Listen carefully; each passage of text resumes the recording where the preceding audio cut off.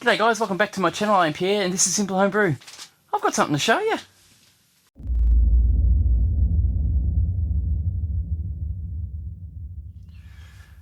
G'day guys, welcome back. It's Pierre from Simple Home Brew. Today I'm going to showcase a product that Keg King have invented. It's pretty much a derivative product from one of their products called a Fermenter King, I think it is. This is a King Keg 10-litre keg that you can take to parties. It's small, you can fill it up from the big kegs you have at home. Take it to parties, serve it up, you can pop, there's all these additives you can put, additions you can put on these to serve it up to mates and keep it in their fridge because it's tiny enough to keep in their fridge. Basically they gave it to me and said, have a look at it, see what you think and go from there. And I said, cool, I'm going to do a video on it. So this is what I'm doing now. I did not pay for this, they did give this to me. What I can tell, it's a sturdy little plastic PET keg. Not overly expensive. I have seen the factory where they make these and their blow mould contraptions that they've got there, which are really high tech and very advanced. I wish I'd taken the camera there and shown you, but I didn't. I feel that these are going to be great for home brewers who like to share their beer, and it's more portable than it would be if you were to take the, your big corny kegs that are heavy and solid, and they can take up to 30 psi or 35 psi.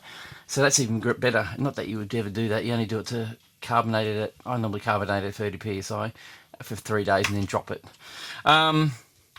So I'm here just to have a look at it, assemble it, see what it's like, and let you guys have a look too. So we've got the bag. So I did notice that these bags come with a Fermenter King label.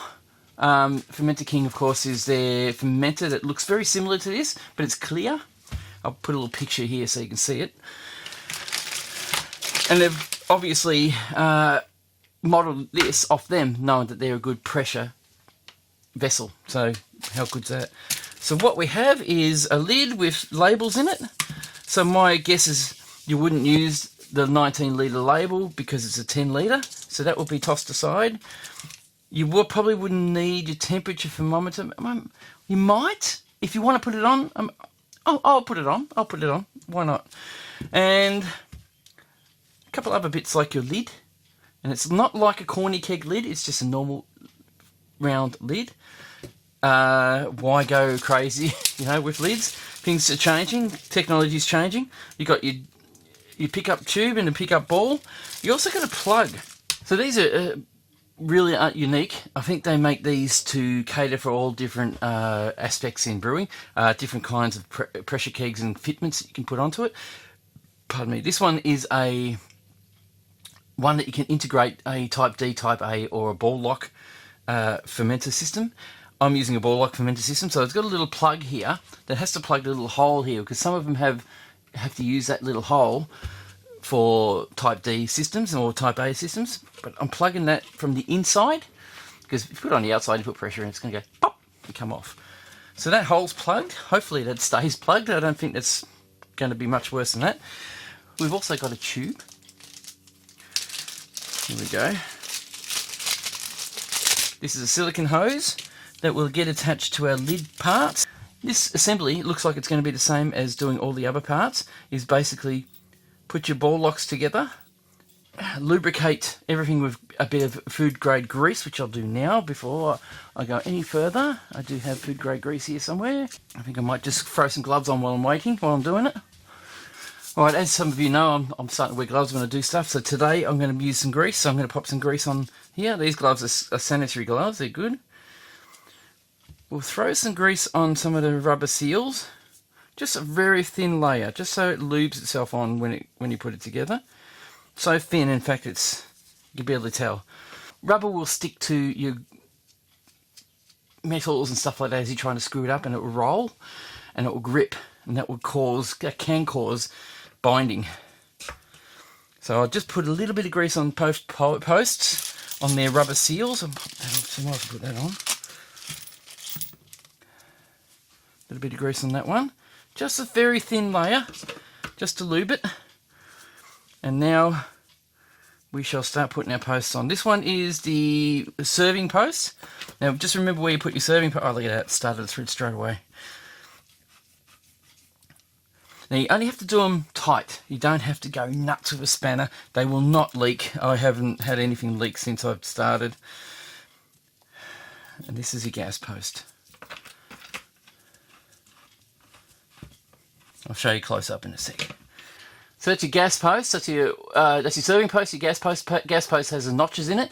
I've said that in my channel before, so hopefully you guys figured that out. We only need a pressure relief valve in there now. So the pressure relief valve's there. It's got a little bit. Just the lid's got a little bit of damage on there. I don't think that's going to affect the beer or the seal that much, but I will clean that up. Hang on. You can't quality control everything, you know. So I'll just quickly peel off that excess plastic.